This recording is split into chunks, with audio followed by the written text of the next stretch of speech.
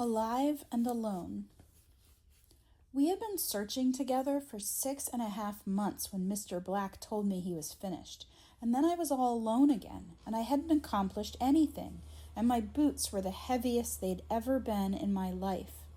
I couldn't talk to Mom, obviously, and even though toothpaste and the Minch were my best friends, I couldn't talk to them either.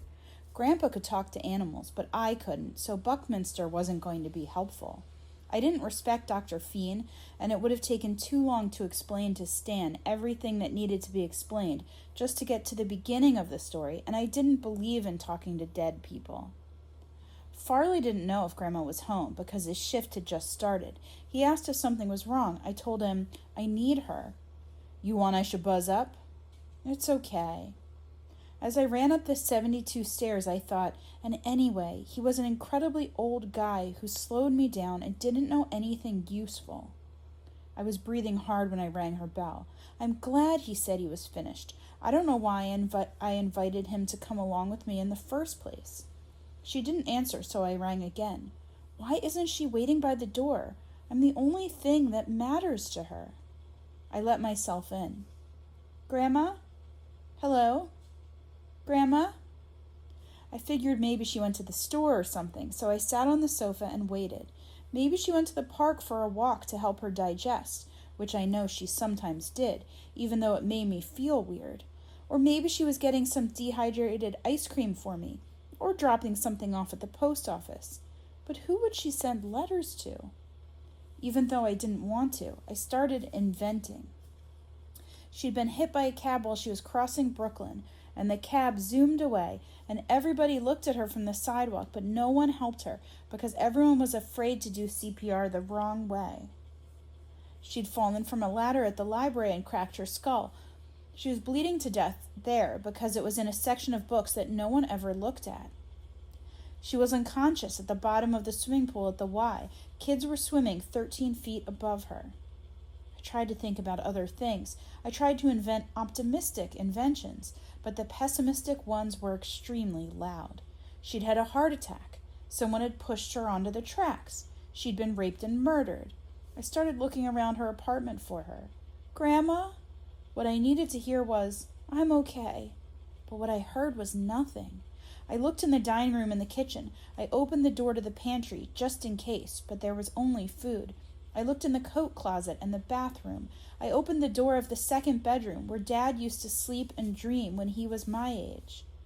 It was my first time being in Grandma's apartment without her, and it felt incredibly weird, like looking at her clothes without her in them, which I did when I went to her bedroom and looked in her closet. I opened the top drawer of the dresser, even though I knew she wouldn't be in there, obviously. So why did I do it? It was filled with envelopes, hundreds of them. They were tied together in bundles. I opened the next drawer down, and it was also filled with envelopes. So was the drawer underneath it. All of them were. I saw from the postmarks that the envelopes were organized chronologically, which means by date, and mailed from Dresden, Germany, which is where she came from. There was one for every day, from May 31st, 1963, to the worst day. Some were addressed to my unborn child. Some were addressed to my child. What the? I know I probably shouldn't have, because they didn't belong to me, but I opened one of them. It was sent on February 6, 1972, to my child. It was empty. I opened another from another stack, November 22nd, 1986, to my child. Also empty. June 14th, 1963, to my unborn child. Empty. April 2nd, 1979, empty. I found the day I was born, empty. What I needed to know was, where did she put all of the letters?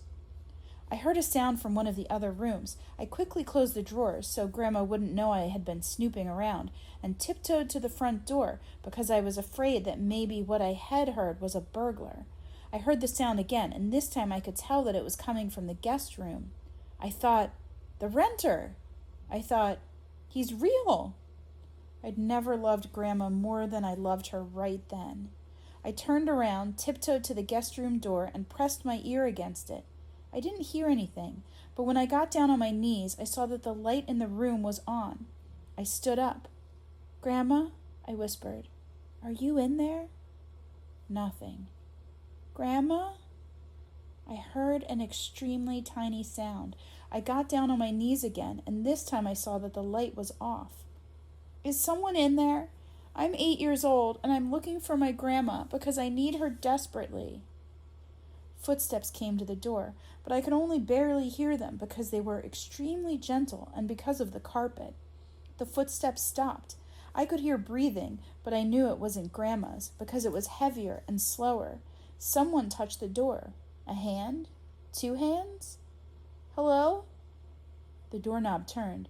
"If you're a burglar, please don't murder me." The door opened. A man stood there without saying anything, and it was obvious he wasn't a burglar. He was incredibly old and had a face like the opposite of Mom's because it seemed like it was frowning even when it wasn't frowning.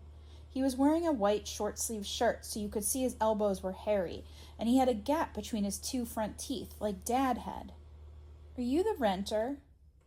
He concentrated for a second, and then he closed the door. "Hello?"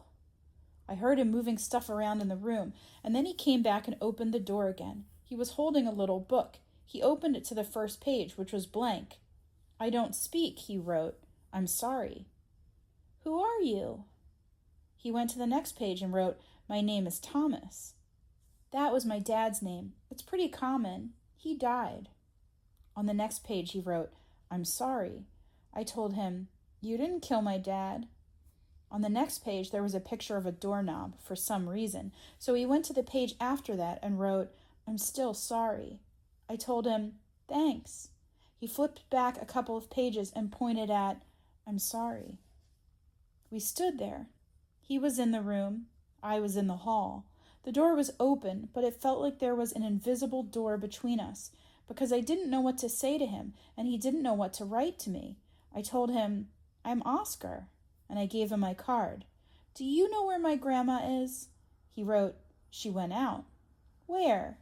He shrugged his shoulders, just like Dad used to do. "Do you know when she'll be back?" He shrugged his shoulders. "I need her." He was on one kind of carpet. I was on another.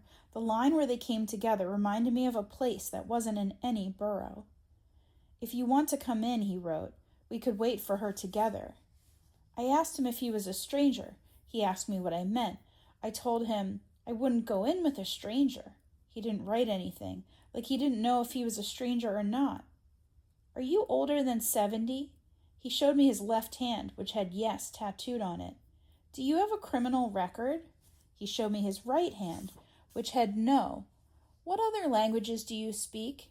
He wrote German, Greek, Latin. "Parlez-vous français?" He opened and closed his left hand, which I think meant un peu. I went in. There was writing on the walls, writing everywhere, like, "I wanted so much to have a life," and "even just once, even for a second." I hoped, for his sake, that Grandma never saw it. He put down the book and picked up another one, for some reason. "How long have you been living here?" I asked. He wrote, "How long did your grandmother tell you I've been living here?" "Well," I said, "since Dad died, I guess, so about 2 years." He opened his left hand. "Where were you before that?" "Where did your grandmother tell you I was before that?" "She didn't." "I wasn't here." I thought that was a weird answer, but I was getting used to weird answers. He wrote, "Do you want something to eat?" I told him no. I didn't like how much he was looking at me because it made me feel incredibly self-conscious, but there was nothing I could say. "Do you want something to drink?" "What's your story?" I asked. "What's my story?" "Yeah, what's your story?" He wrote, "I don't know what my story is." "How can you not know what your story is?" He shrugged his shoulders, just like Dad used to. "Where were you born?" He shrugged his shoulders. "How can you not know where you were born?" He shrugged his shoulders. "Where did you grow up?" He shrugged his shoulders. "Okay, do you have any brothers or sisters?" He shrugged his shoulders. "What's your job? And if you're retired, what was your job?" He shrugged his shoulders. I tried to think of something I could ask him that he couldn't not know the answer to. "Are you a human being?" He flipped back and pointed at, "I'm sorry." I'd never needed Grandma more than I needed her right then.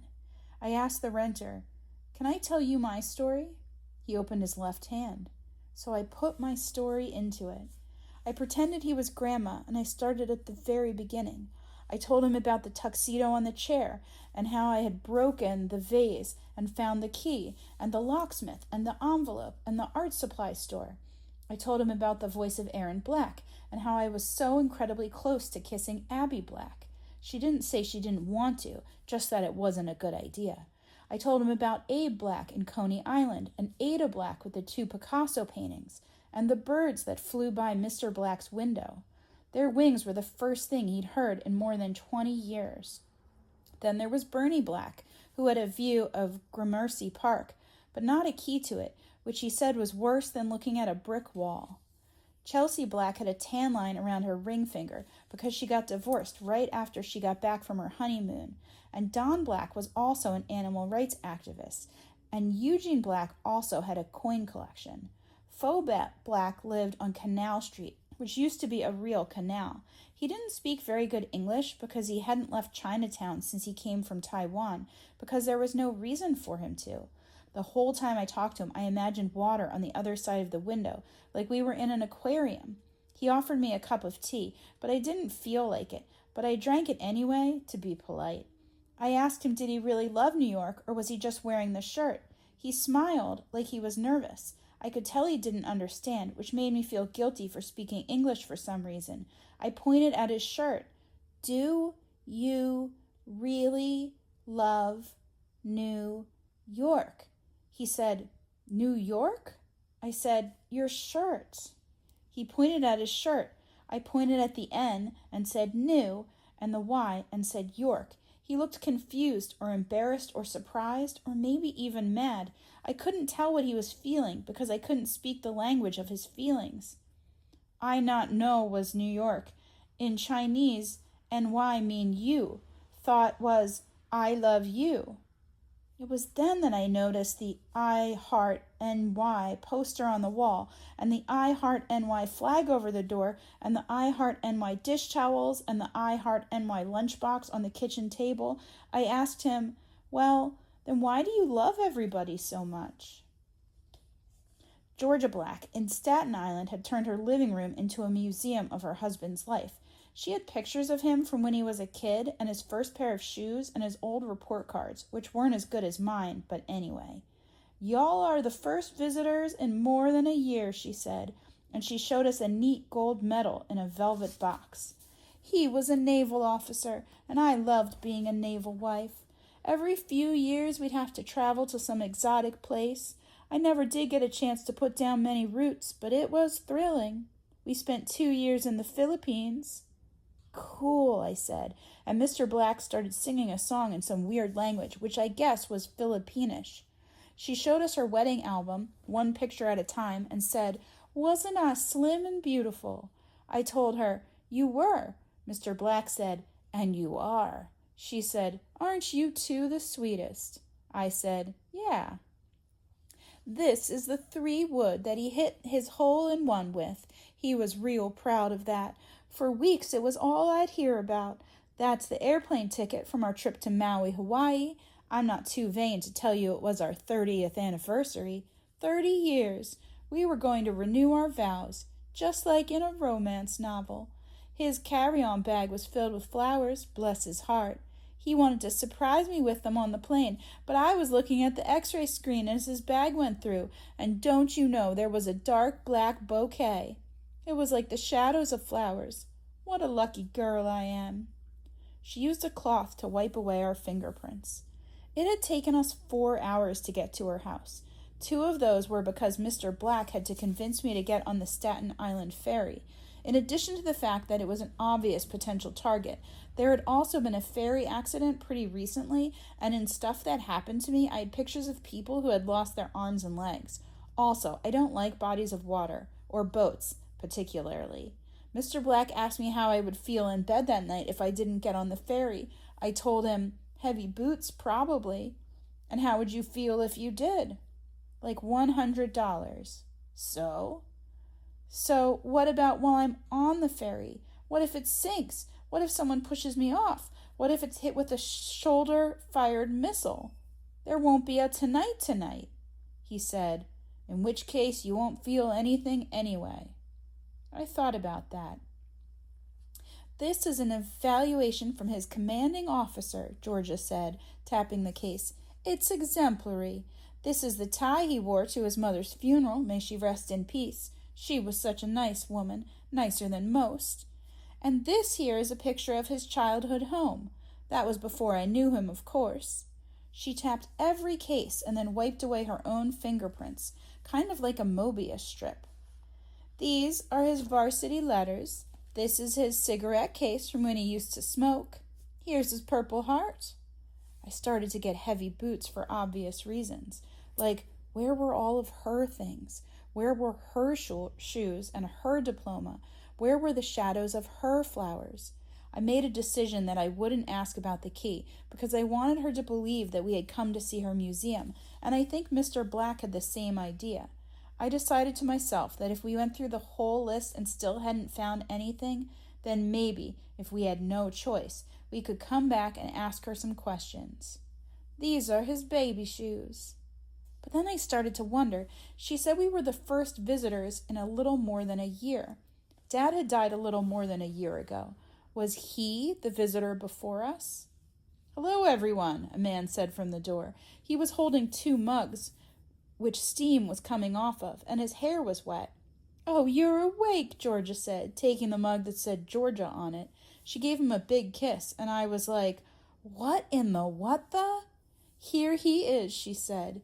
Here who is? Mr. Black asked. My husband, she said, almost like he was another exhibit in his life. The 4 of us stood there smiling at one another, and then the man said, well, I suppose you'd like to see my museum now. I told him, we just did. It was really great. He said, no, Oscar, that's her museum. Mine's in the other room.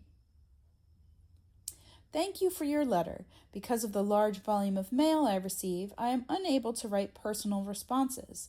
Nevertheless, know that I read and save every letter with the hope of one day being able to give each the proper response it deserves. Until that day, most sincerely, Stephen Hawking. The week passed quickly. Iris Black, Jeremy Black, Kyle Black, Lori Black. Mark Black was crying when he opened the door and saw us because he had been waiting for someone to come back to him. So every time someone knocked on the door, he couldn't stop himself from hoping it might be that person, even though he knew he shouldn't hope. Nancy Black's roommate told us Nancy was at work at the coffee store on 19th Street, so I went there and I explained to her that coffee actually has more caffeine than espresso, even though a lot of people don't think so, because the water is in contact with the grounds for a much longer time with coffee. She told me she didn't know it. If he says it, it's true, Mr. Black said, patting my head. I told her, also, did you know that if you yell for 9 years, you'll produce enough sound energy to heat 1 cup of coffee? She said, I didn't. I said, which is why they should put a coffee store next to the Cyclone at Coney Island. Get it? That made me crack up, but only me.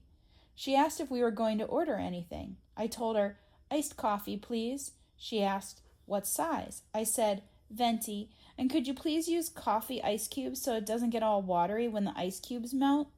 She told me they didn't have coffee ice cubes. I said, exactly. Mr. Black said, I'm going to get right to the point. And then he did. I went to the bathroom and gave myself a bruise. Ray Black was in prison, so we weren't able to talk to him. I did some research on the internet and found out that he was in prison because he murdered 2 kids after he raped them.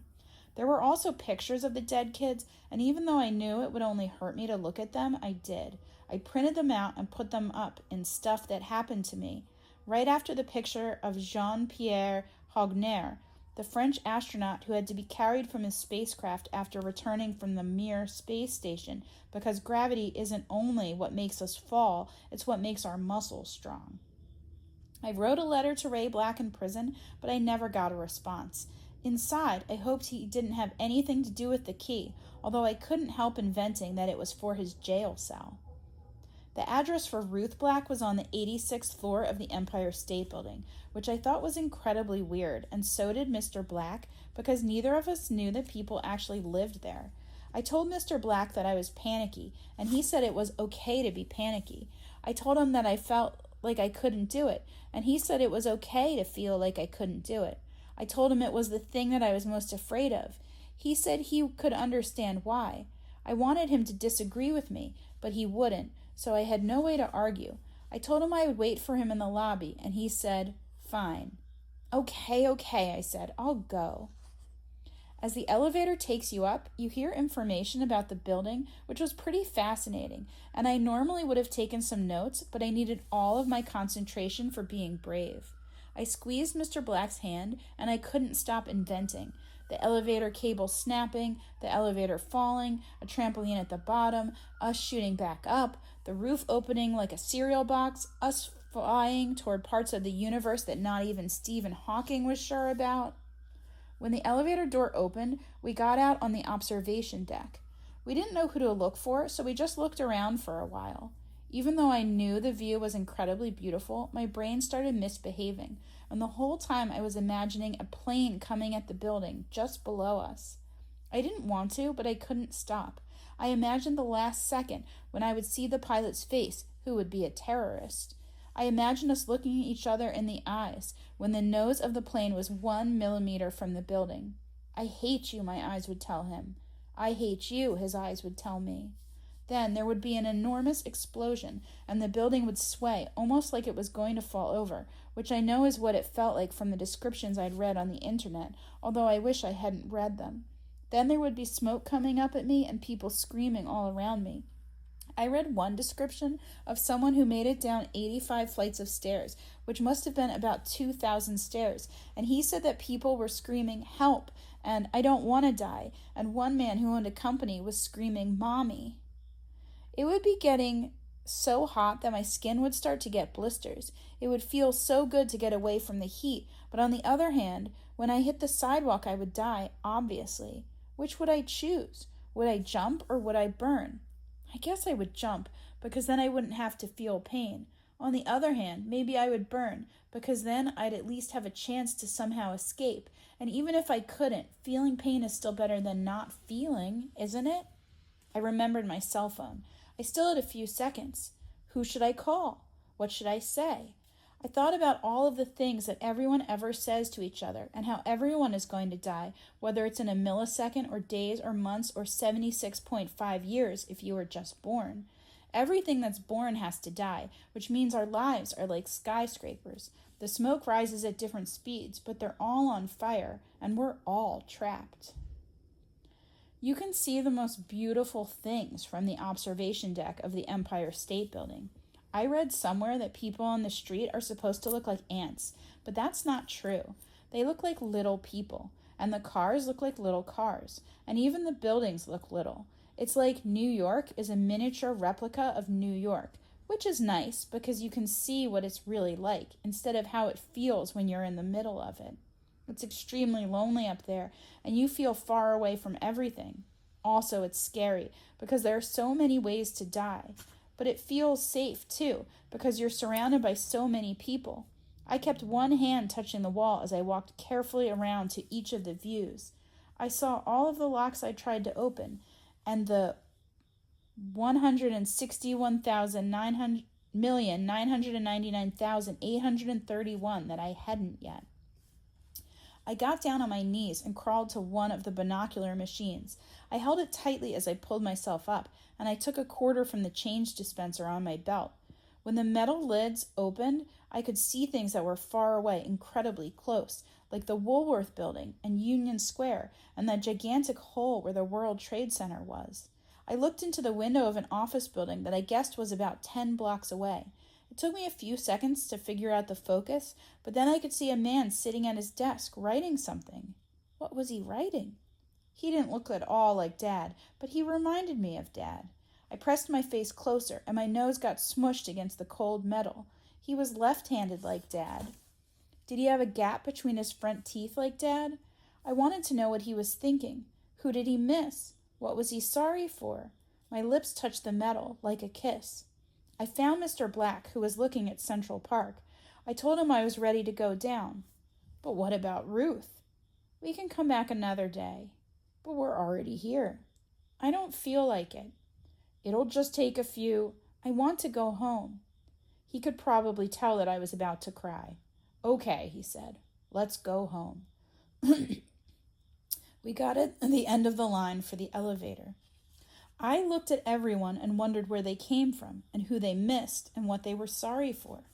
There was a fat woman with a fat kid and a Japanese guy with 2 cameras and a girl with crutches whose cast was signed by lots of people.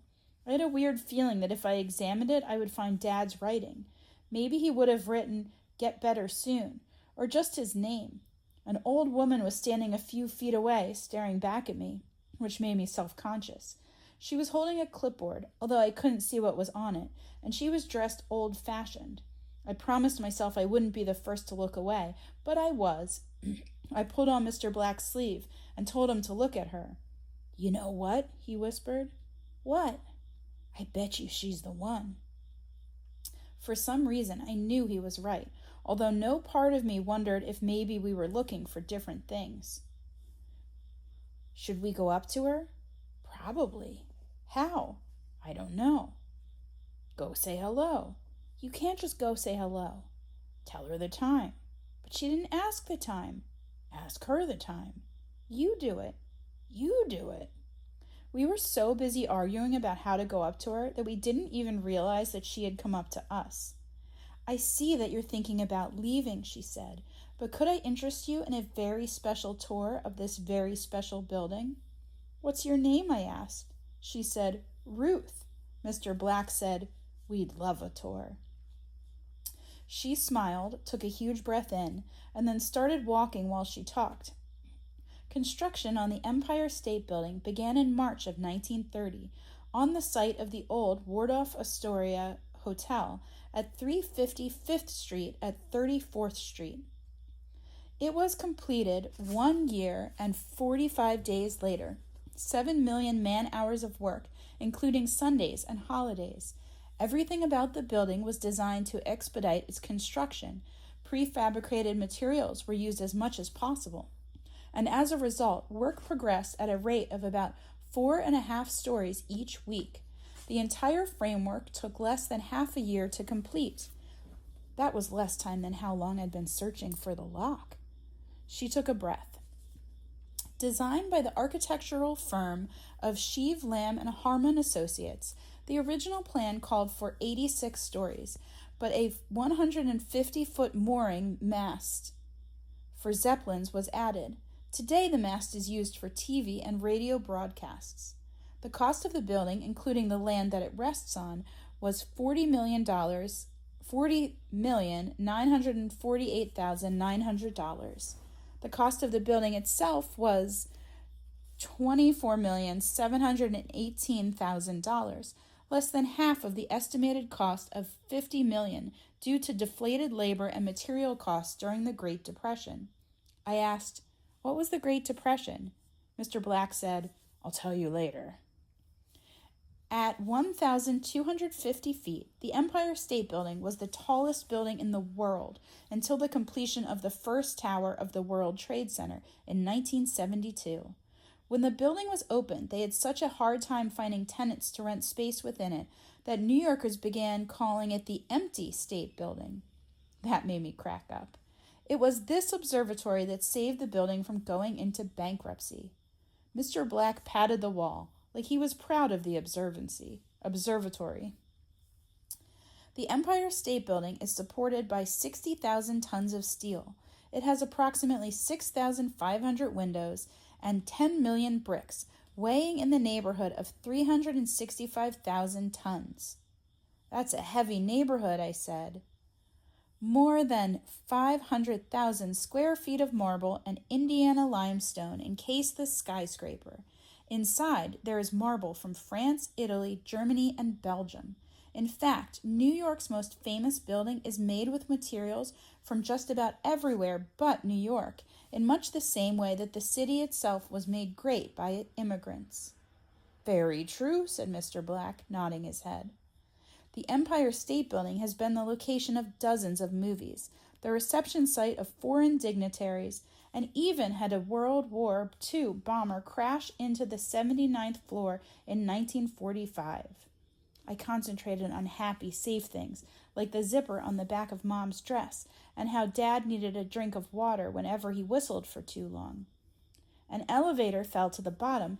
You'll be relieved to know that the passenger was saved by the emergency brakes. Mr. Black gave my hand a squeeze. And speaking of elevators, there are 70 of them in this building, including the 6 freight elevators. They travel at speeds from 600 to 1,400 feet per minute. Or, if you so choose, you can walk the 1,860 steps from the street level to the top. I asked if you could also take the stairs down. On a clear day like this, you can see for 80 miles, well into Connecticut.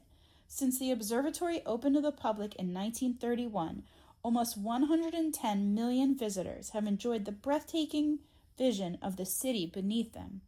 Each year, over 3.5 million people are whisked to the 86th floor to be where Cary Grant waited in vain for Deborah Kerr in An Affair to Remember, where Tom Hanks and Meg Ryan had their fateful meeting in the movie Sleepless in Seattle.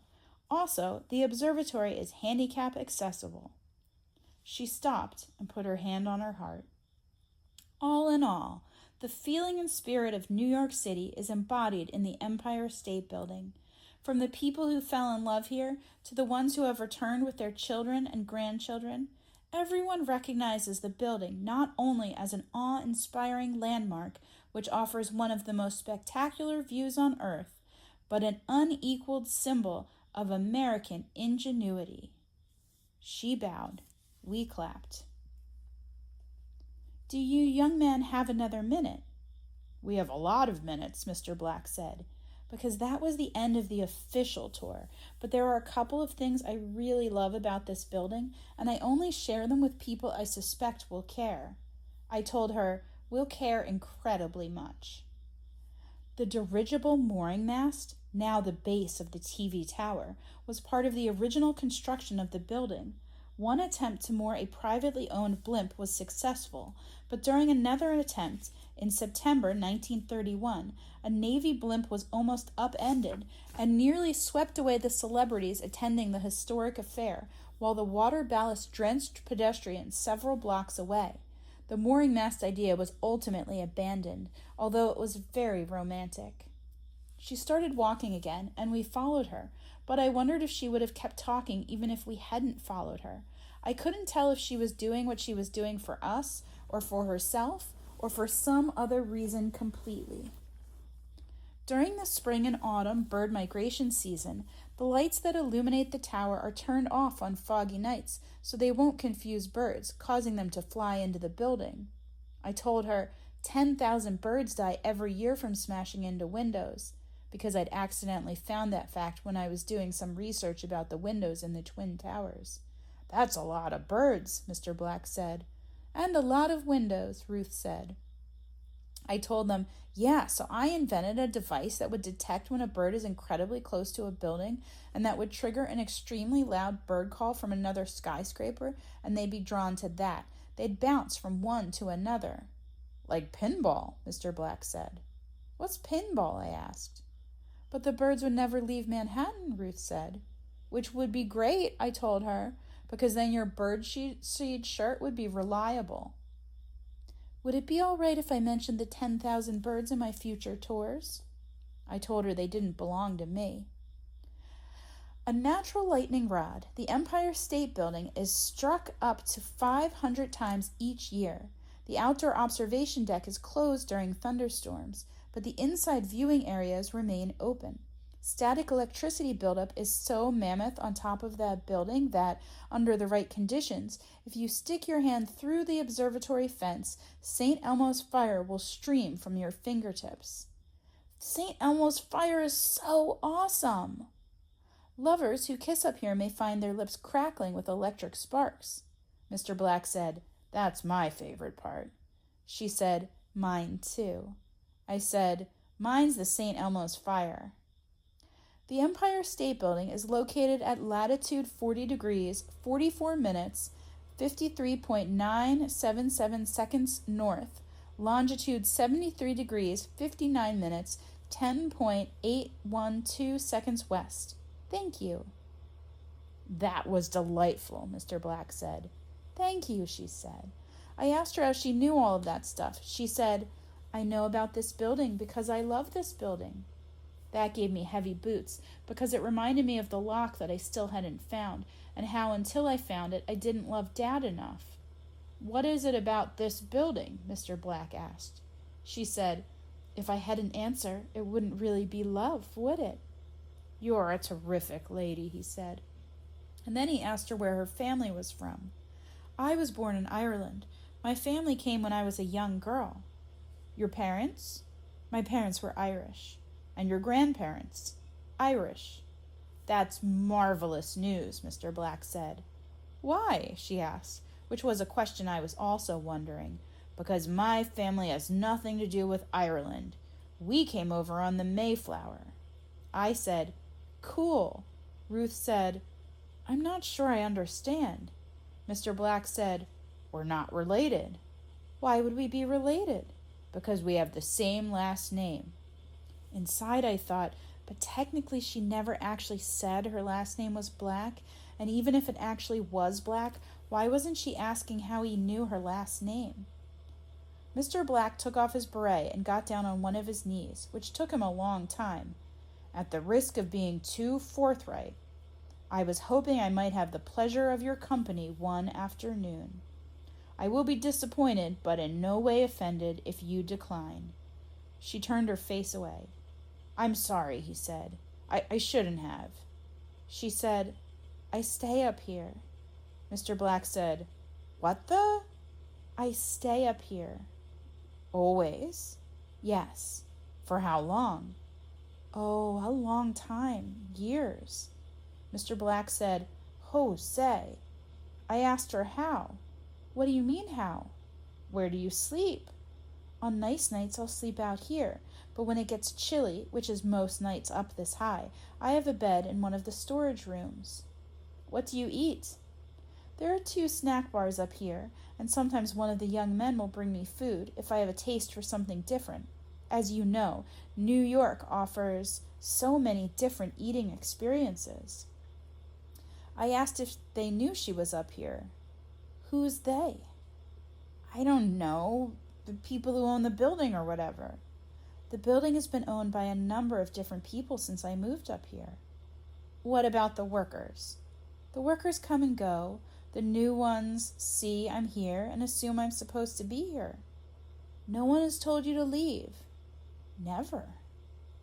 Why don't you go back down? Mr. Black asked. She said, I'm more comfortable here. How could you be more comfortable here? It's hard to explain. How did it start? My husband was a door-to-door salesman. And?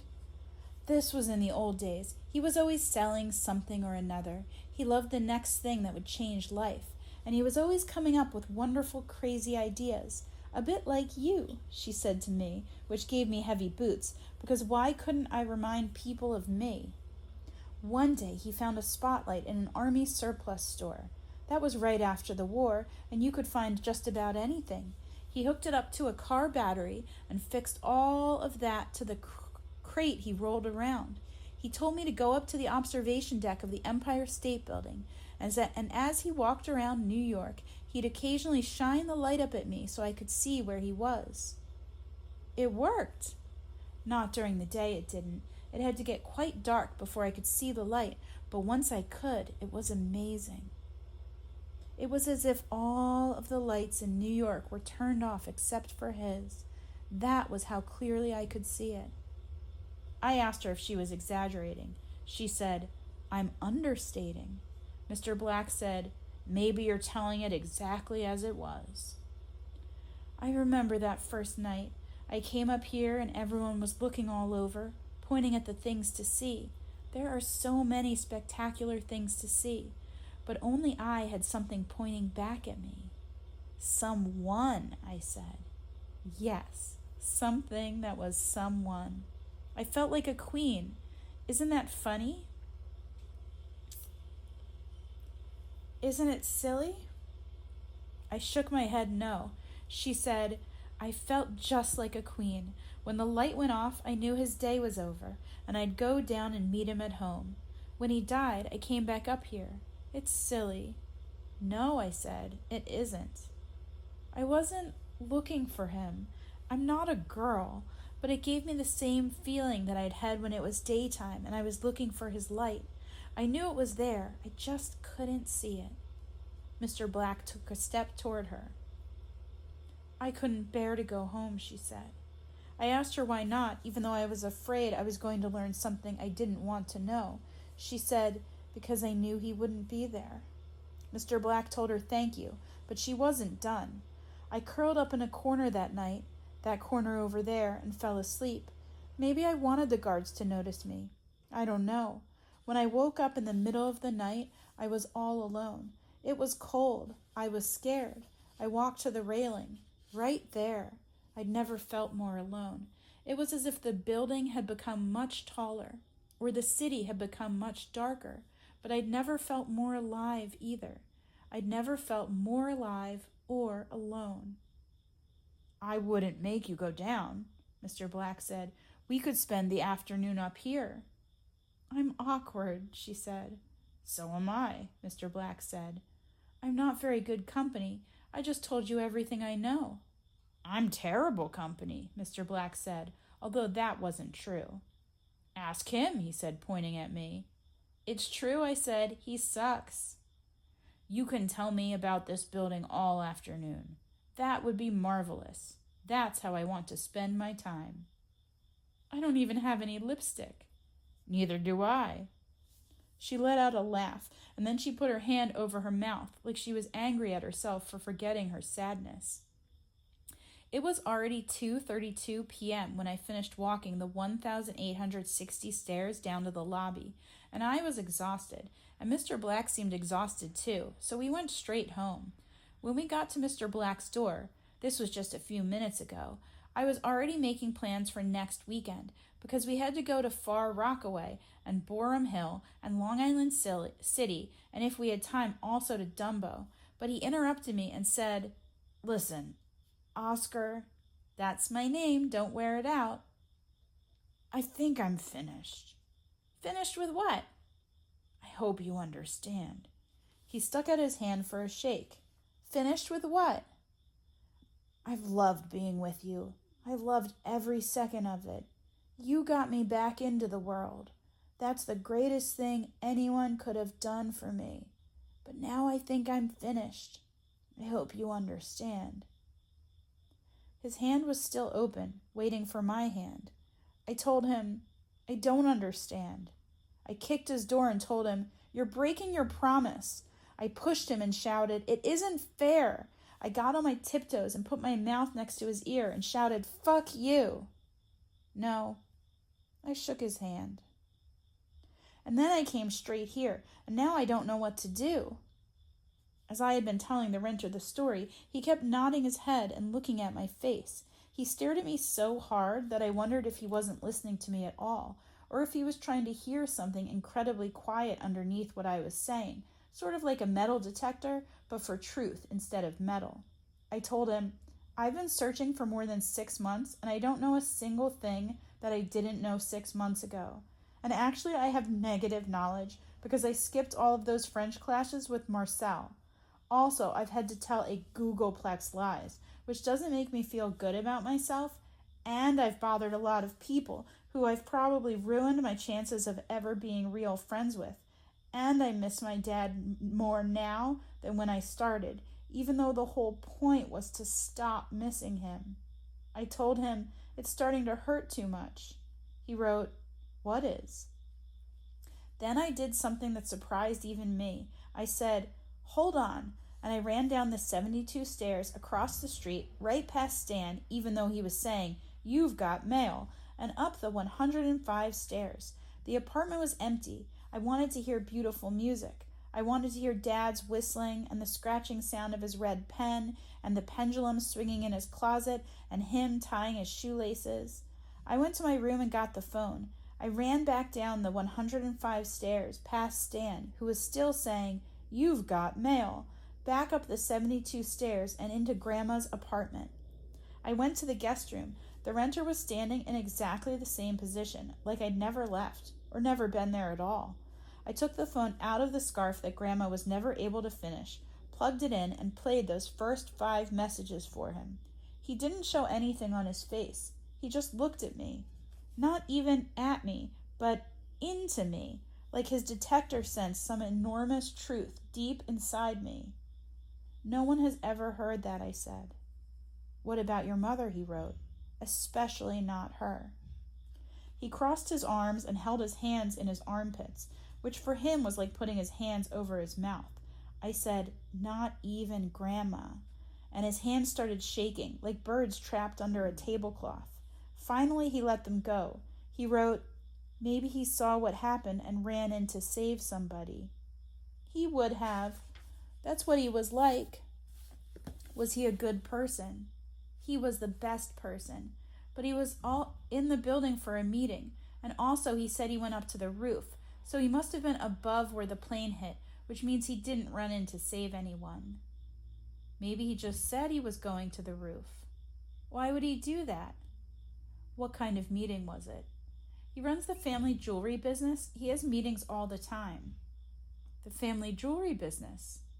My grandpa started it. Who's your grandpa?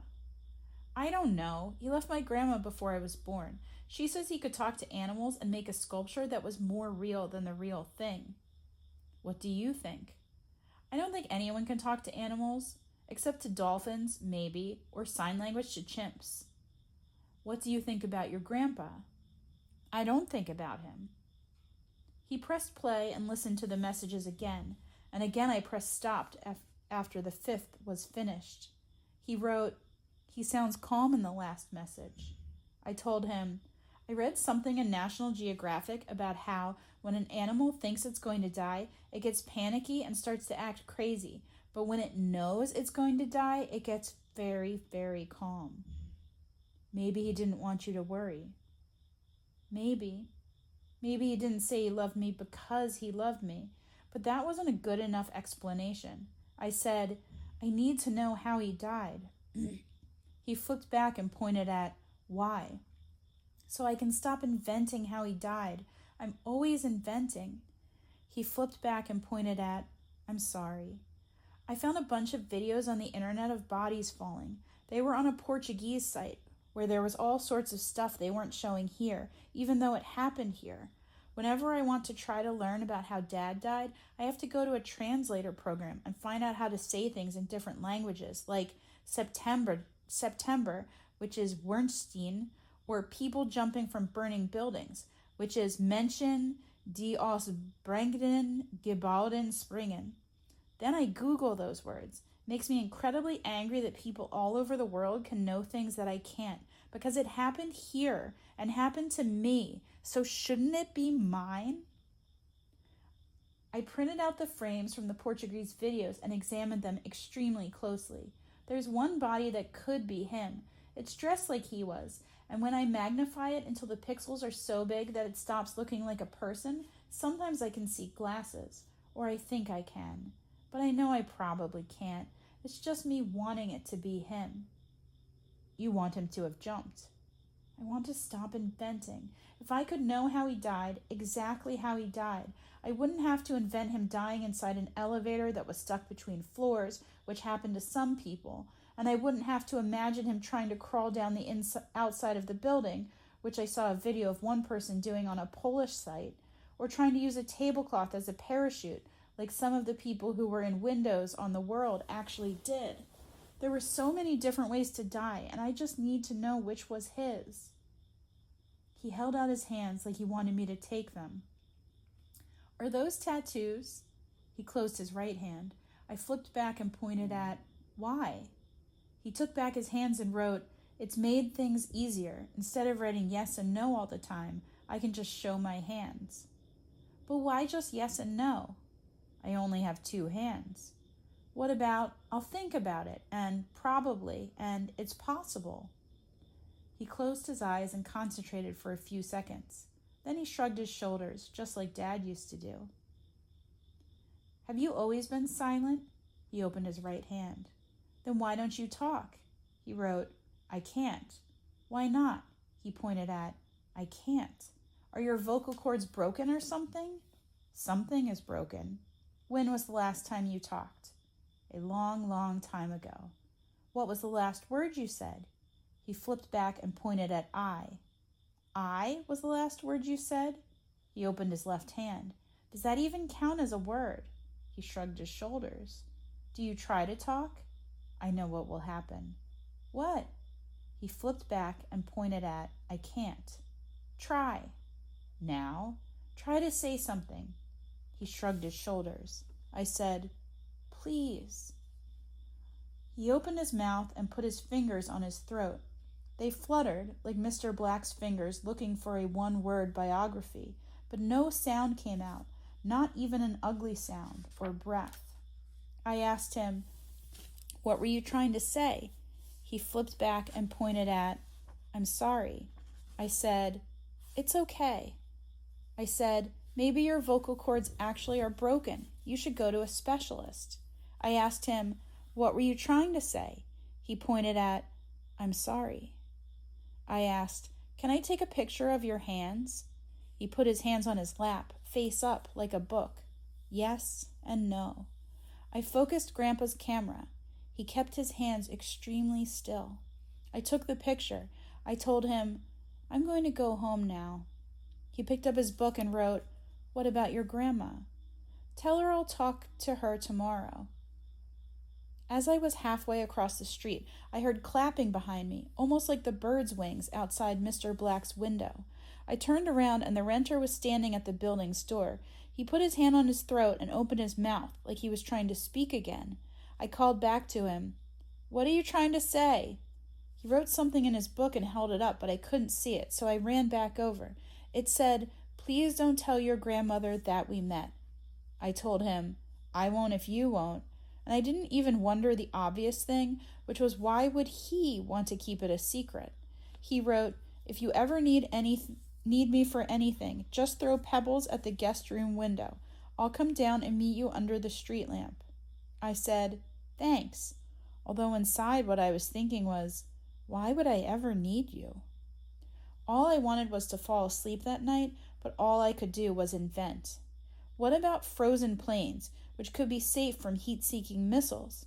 What about subway turnstiles that were also radiation detectors? What about incredibly long ambulances that connected every building to a hospital? What about parachutes and fanny packs? What about guns with sensors in the handles that could detect if you were angry, and if you were, they wouldn't fire, even if you were a police officer? What about Kevlar overalls?